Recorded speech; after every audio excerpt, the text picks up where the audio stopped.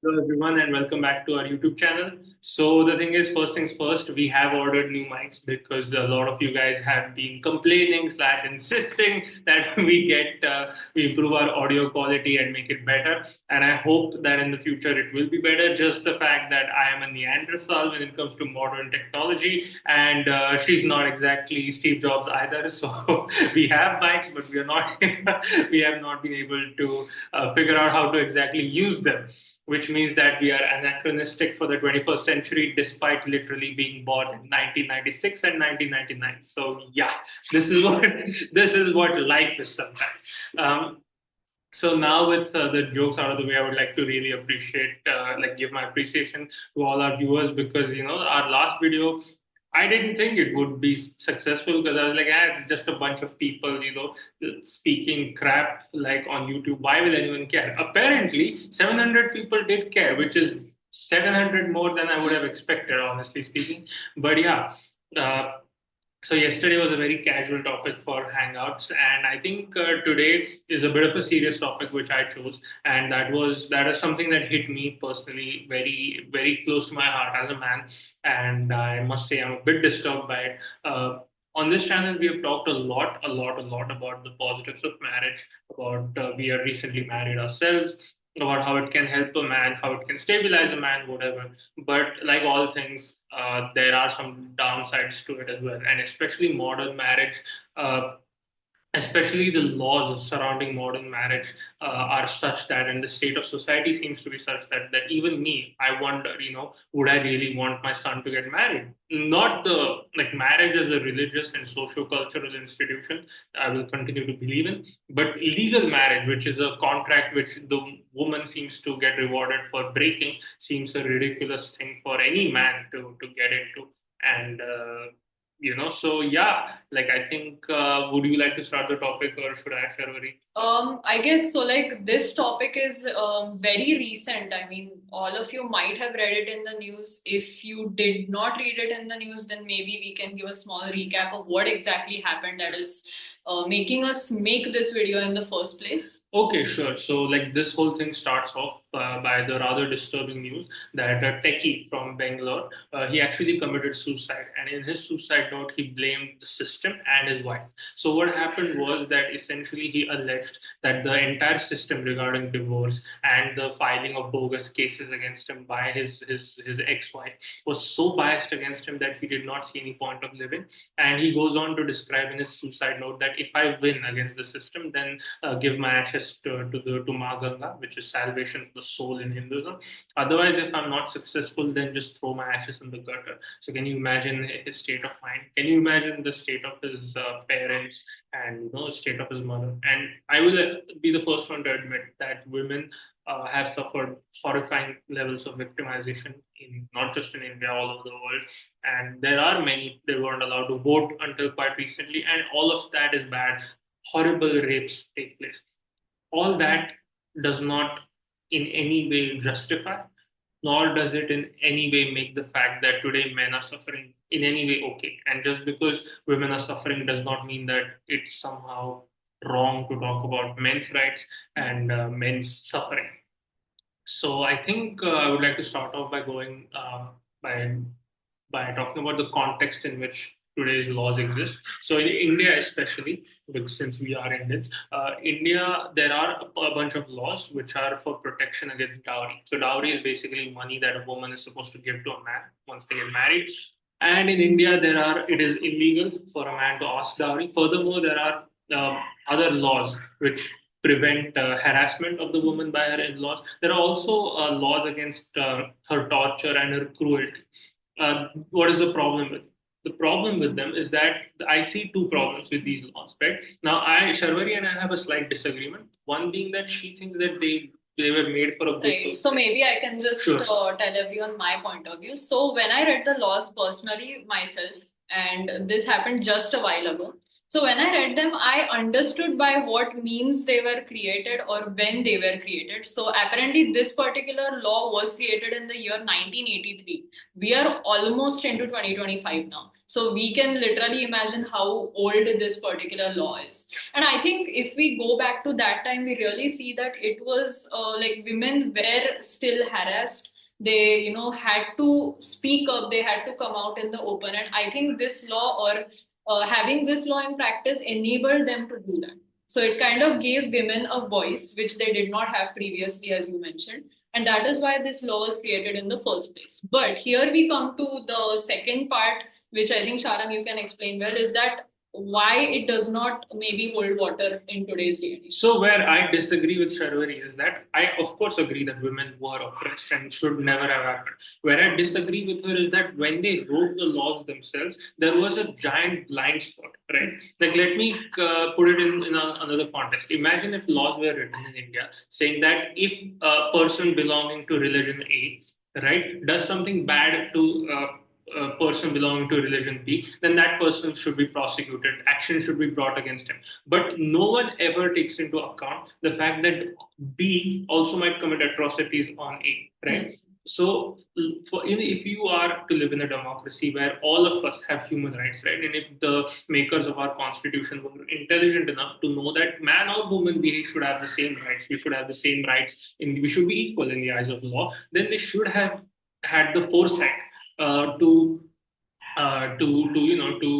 to see that a woman can also be the perpetrator of crime. Just like a man can be evil, so can a woman be evil. And if we praise the makers of our constitution for all the wonderful laws they wrote and all the rights we enjoy, which we should, then we should also hold them to account for where they fit. And this criticism is warranted because without it, how do we get better? So yeah, so the thing is, what I found very very unjust was a multiple things. First one being that in India, right, a woman can just accuse her in-laws of harassment, and like it's a non-bailable warrant. So let's say, God forbid, but she files a case against me for harassment. I'll be taken to jail. And trust me, guys, Indian jails are not like American jails. They are horrible. You don't want to be there, right? You really don't. Um, Additionally, she can file charges against me, and the whole time this court process is going on, I'm in jail. I'm sitting in an Indian jail, and my life is over. Like, right? If I have a job, I'm out of that job. If I have any connections to family and friends, that's all done with, right? It's basically even being accused of that crime and just immediately sitting in jail. My life is over. And in India, we have non-bailable warrants, and it means that I cannot get bail for these crimes, right? Which is another horrifying thing. And honestly, it makes fertile ground for these claims to be misused by evil women. And guess what, guys? Evil women do exist in the world. And without giving any specific details, I have encountered evil women, and honestly, my family and family members close to me have suffered from evil women.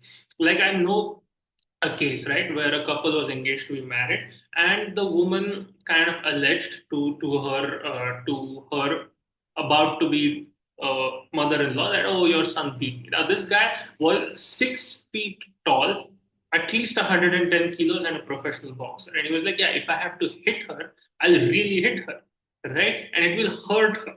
And turns out that she was the one who had attacked him, and he was just trying to defend himself, you know. And she tried to scratch him and things like that, and it led to this. I know another case where the woman is caught on CCTV literally kicking the door of her in-laws house because she was upset or something, and she was a married woman at that time. Now they're divorced. I don't know what's happening. Furthermore, if it goes to divorce, right, the custody of children is automatically given to the woman, and men are forced to pay alimony or child support. It can be in the modern world that sometimes women, because they are just as intelligent as men, have amazing careers, they earn more money than men, so they earn more. So why should they, additionally, the topic of infidelity comes. So basically, a modern woman, right, can be in a marriage. She can end that marriage by, let's say, infidelity, cheating on her husband with someone else. She can have kids, walk out of that marriage, and get financially rewarded for that, for her. Yeah, by half or sometimes two-thirds of the man's money. So this entire now marriage as a socio-cultural institution, right, has existed since time immemorial. But it was never codified in law, in religious practice. So technically, legally, we are not married, right? But we are married in the eyes of God. And I think, I mean, I wouldn't want to speak for her, but means much more to me. Like the religious marriage means much more to me. Right, right. And I mean, for those who are confused, of course, we are still in the legal process since it's not even been about like a month since we got married. So we still have to go through and all the processes that will ensure that we are married on paper. That hasn't happened yet. Of course, the religious part has been done, but the government part is yet pending. Yeah, and like so basically, when I look at modern marriage from a very cynical, from a very logical perspective, it seems to be a messed up contract that a woman is financially rewarded for abrogating. It also like absolves the woman of all moral responsibility. It also the woman can make baseless allegations against the man of domestic violence, etc., etc. The man can go to jail. His reputation can be destroyed. The woman can cheat on the man, destroy his life absolutely. And if the man insists on things like a paternity test or whatever, equal payment, like it's just a deeply broken system. And one of the reasons why marriage rates all over the world are falling, especially in the developed world and in the developing world as we become developed, is this: like, why would any man enter into a system that's fundamentally flawed with people he doesn't trust? Now, what about marriages in the past, right? Yeah. In the past, like my grandmother, her grandmother, Yeah. they never signed any legal contract. How were those marriages upheld? That is because in the olden days, we lived in the relatively small communities. And in those communities, people held each other to account. So if a woman was a bad character sleeping around, she would be discovered. Similarly, if a man was the kind of man who was beating his wife, her brothers would take care of the problem. By that, I mean have some corrective solutions. Yeah. And not saying the system was perfect. Obviously, evil men and evil women have always existed. But that system still promoted stable marriages, stable families, stable birth rates. Whereas in the modern world, look at Japan, China, Germany, all of Western Europe, all of Southeast Asia, and now India. Wherever there's been modern society, modern development, and modern marriage laws, birth rates, marriage rates have just plummeted. So yeah, like what is the solution? I think you can present your solution. I'll present. I guess, like, to come back to the case that we were originally discussing. So, what happened is that this man was kind of driven to suicide due to the trauma, the aftermath of this whole situation.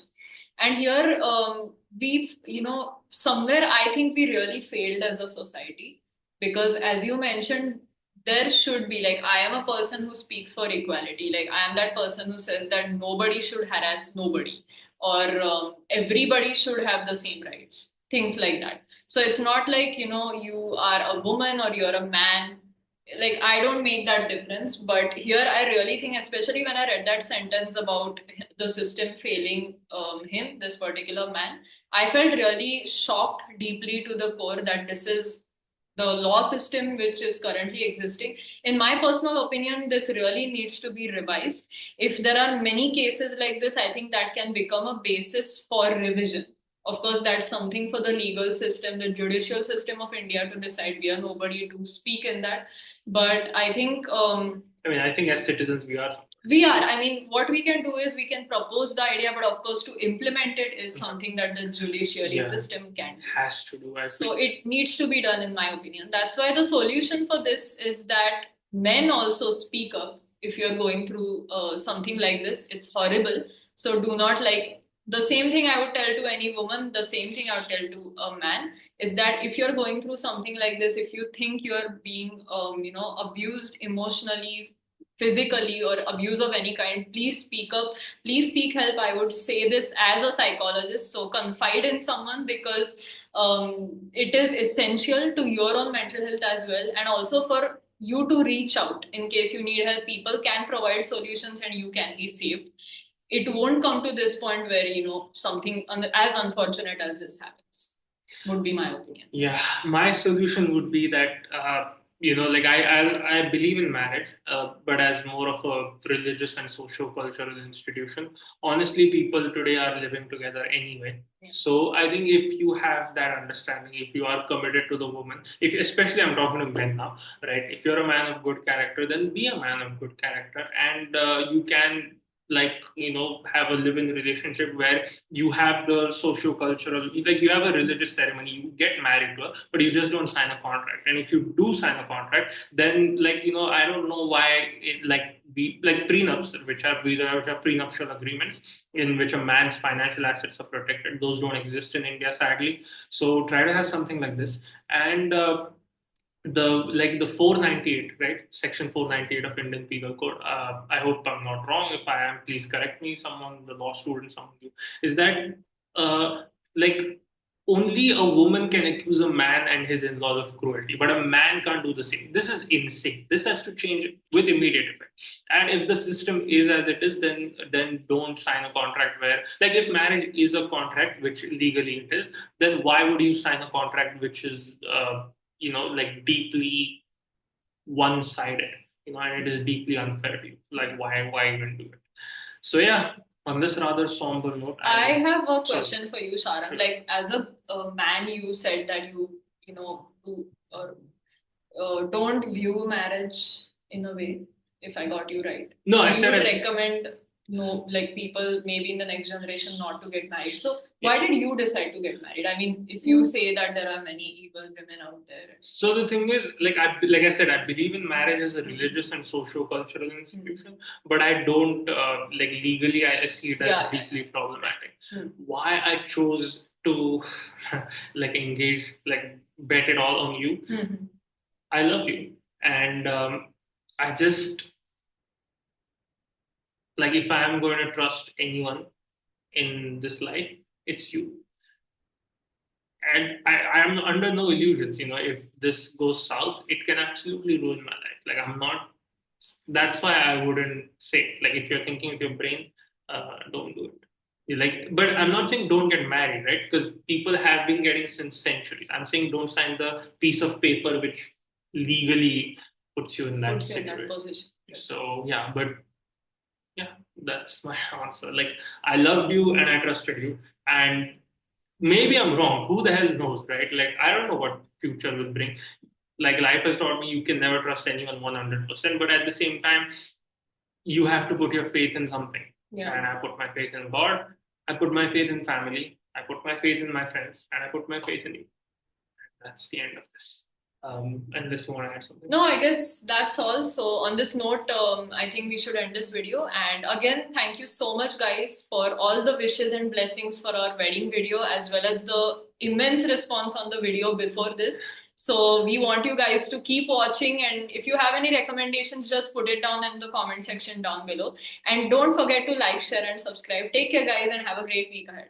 Bye. And Om Shanti to the man who killed himself. A man who committed suicide. Om Shanti.